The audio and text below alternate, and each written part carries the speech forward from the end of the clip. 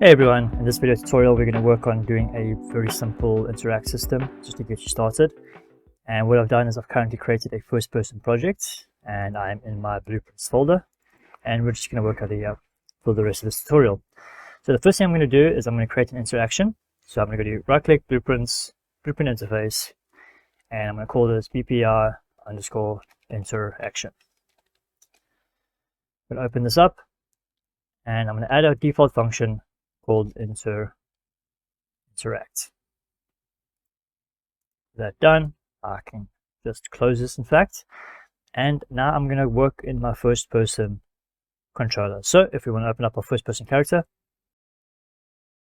alright, so in the first person character I'm going to go ahead and create a function on the left hand side here. I'm going to call this line trace, and I'm going to do a couple of settings here. I'm going to click on the line trace and I'm going to create an input, which is going to be a float called length. I'm then going to create two outputs.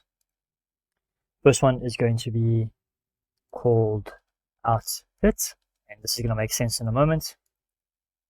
This is going to be hit results. Second one is just going to be a simple boolean called hit actor.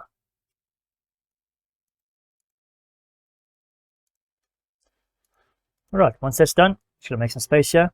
I'm going to bring out the line trace by channel node. And a couple of things I'm going to do here. I'm going to just change this debug mode to for duration. And I'm going to then click on my first person camera, just drag it in to the function. And I'm going to create a get forward vector as well as a get world location. Okay, from the get forward vector, I'm going to go ahead and go multiplier, and I'm just going to convert this thing here to a float, and my length is going to go into the float.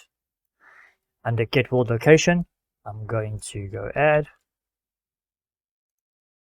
and I'm going to simply drag my multiplier into that.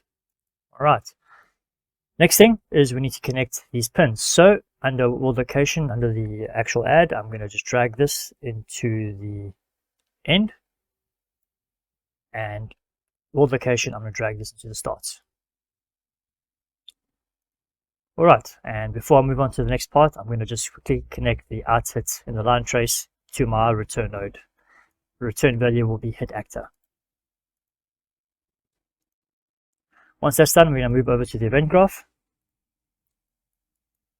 And what I'm going to do here is just real quickly, I'm not going to actually work with inputs in this video. I'm just going to go ahead and go E keyboard, look for the E key. So if we press E, we're going to now bring in our line trace function. Right, so drag in the line trace, drag that in there. I'm going to right click on out hit and I'm going to split the pin struct. Just move this up a bit. And under hit actor, I'm going to drag this off, press B on my keyboard, make a branch, move it up here, and under the out hit actor, I'm going to drag this out and type in interact. But I'm specifically looking for my BPR interaction, the interact message. Alright, so make sure it's got the message in brackets next to it. When you select it, it'll have a little envelope on the side as well. Okay. With that done, the next thing I need to do is create our actor to interact with. So I'm just going to save this, stock that in there, and I'm going to go ahead and create a new blueprint class actor. I'm going to call this BP actor pickup. So open this up. And the first thing I want to do is I want to go to class settings, and under interfaces on the right hand side, gender details, we're going to go BPR interaction. With that done, I'm going to add something that I can interact with. Now you can of course at some point bring in a skeletal static mesh, right, and then you can adjust that to a different mesh. But what I'm going to do for this video, and just to keep this simple, I'm just going to go ahead and add a sphere. Okay, and I'm going to make it just a little bit smaller, so half the size actually of the sphere. Okay, and if you want, you can obviously give it a color or something like that. Let's see what we got here. Make it like a grassy color so we can't miss it. Alright, with that done, all we need to now simply do is go into the event graph, and we can delete all this here. We don't need this. And we're going to type in event interact. This is our interact event that we've created. I'm going to simply go print string, and I'm going to type in something like item collected. And then lastly, I'm just going to go ahead and say destroy actor.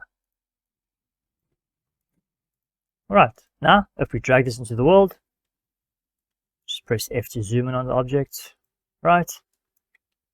Again, hold down Alt just to make some duplicates. Now push play. And if I just, let me pick up the gun, it's a bit easier to aim. And if I press E, it does not work. Let's see what's missing.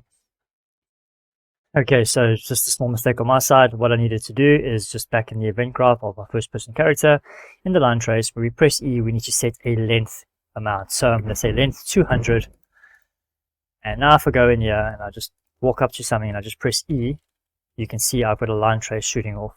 See that? So now if I pick up my gun, press E on the object, you'll see on the left hand side, item collected, and the item is destroyed at the exact same time. Alright, so this wraps up this video. I hope you enjoyed it, and I look forward to seeing you guys in the next one.